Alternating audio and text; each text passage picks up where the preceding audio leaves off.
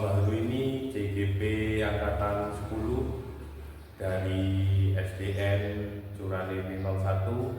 Saat ini saya ingin mewawancarai Ibu Reni Resiana, Kepala Sekolah dari SDN Curalini 02.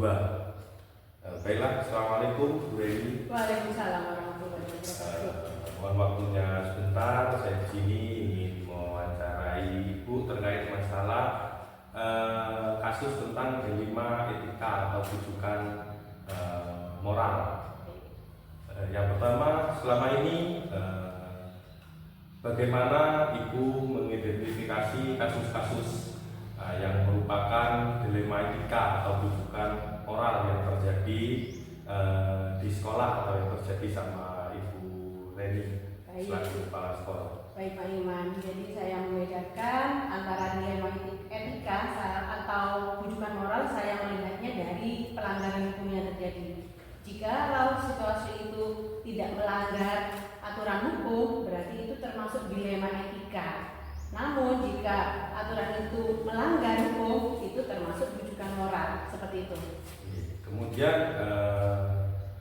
cara Ibu selama ini menjalankan keputusan di sekolah itu untuk mengambil keputusan antara kasus yang isinya itu yang kasus itu yang antara benar dengan benar selama ini seperti apa? Nah, untuk pengambilan keputusan yang mengandung nilai-nilai kebajikan yang sama-sama benar, nah itu saya membuat skala prioritas. Jadi dari dua pihak yang kita anggap benar-benar, kita buat skala prioritas secara musyawarah dengan rekan guru. Jadi dengan musyawarah akan dihasilkan suatu keputusan, itu yang menjadi dasar kami dalam pengambilan keputusan.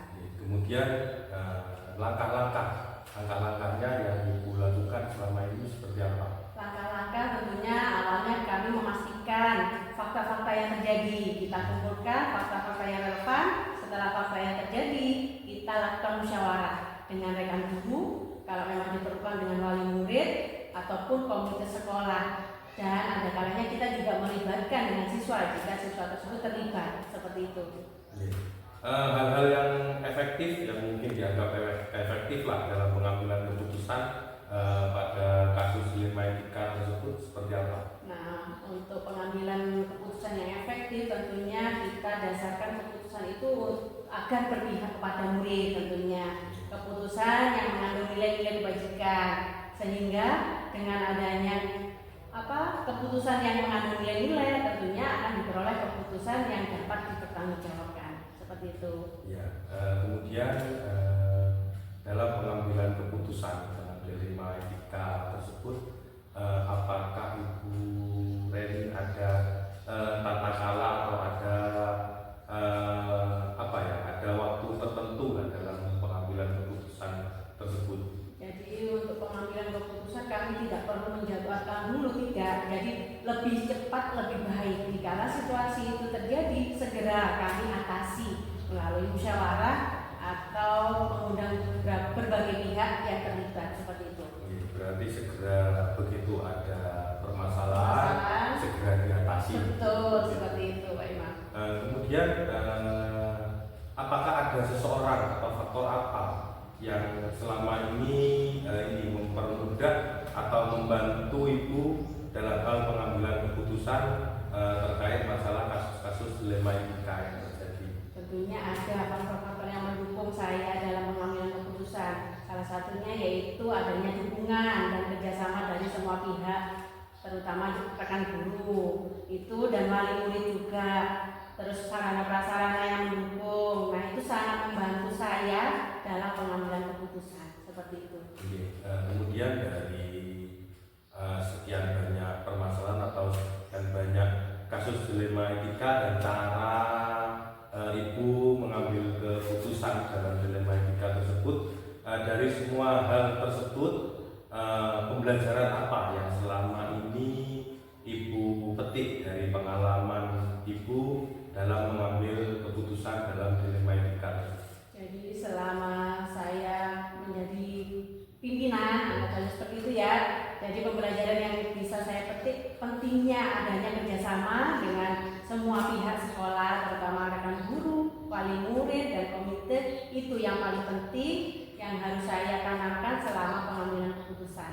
Seperti itu. Oh ya, mungkin itu saja Bu Leni sementara yang saya tanyakan kepada Ibu. Mungkin di lain waktu atau di lain kesempatan saya mungkin memerlukan sharing lagi dengan Ibu. Mohon waktu luang Ibu untuk berkenan. Siap Pak Imam, siap. Ya, terima kasih atas waktunya Ibu. Ya. Assalamualaikum warahmatullahi wabarakatuh. Waalaikumsalam warahmatullahi wabarakatuh. Selamat siang Pak Imam, ada yang bisa saya bantu? Oh iya Ibu, maksud kedatangan saya ke sini ingin wawancara sebentar sama Ibu terkait masalah dilema etika atau rujukan moral. Yang perlu saya tanyakan atau klarifikasi ke Ibu selama ini, bagaimana Ibu mengidentifikasi kasus yang merupakan dilema etika atau rujukan moral? Ya. Bisa langsung saya jawab ya Pak ya. Ya. Selama saya menjadi pimpinan di sini untuk mengidentifikasi masalah tersebut, saya itu harus mencari informasi secara faktual. Jadi dalam mencari solusi dalam kasus di lembaga ini tidak saya putuskan sendiri. Jadi saya harus mencari informasi yang benar-benar tepat dulu. Gitu Pak ya. Kemudian cara Ibu untuk mengambil keputusan terutama untuk kasus-kasus yang mana ada dua kepentingan yang sama, mungkin kasus antara benar dengan benar, itu bagaimana Ibu mengambil kebijakan? Ya, cara saya untuk mengambil keputusan tersebut, saya itu berkolaborasi dengan warga sekolah, khususnya para guru. Saya adakan rapat, kemudian saya meminta saran juga dari para guru, usulan juga. Namun hal itu ketika sudah terima dari saran para guru, saya menarik kesimpulan putusan yang terbaik seperti apa, seperti itu Pak. Jadi saya mengambil keputusan tidak hanya sebelah pihak saja. Kemudian hal-hal yang menurut Ibu efektif dalam pengambilan keputusan pada kasus-kasus dilema etika tersebut, menurut Ibu hal-hal apa saja yang menurut Ibu efektif selama ini?